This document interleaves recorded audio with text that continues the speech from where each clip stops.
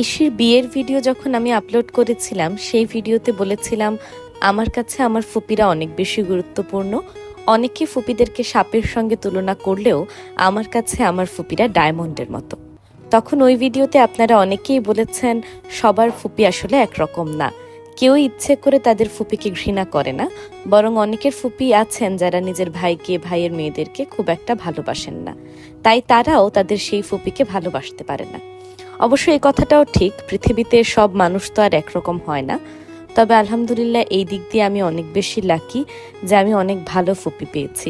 আমি নিজেও কিন্তু একজন ফুপি, যদিও আমার ভাই অনেক ছোট, তবে আমার কাজিনদের বাচ্চা কাচ্চারা কিন্তু অনেক বড়। যেমন এই যে হলুদের অনুষ্ঠানে এলাম, এটা কিন্তু আমার ফুপাতো ভাইয়ের মেয়ের। আর আমার পাশে যে বাচ্চা কাচ্চাগুলো দেখতে পাচ্ছেন, যদিও চেহারায় অনেক বড়, এরা কিন্তু একজন আমার ফুপাতো ভাইয়ের ছেলে, আরেকজন আমার ফুপাতো বোনের ছেলে। অনুষ্ঠানে যাওয়ার পর থেকে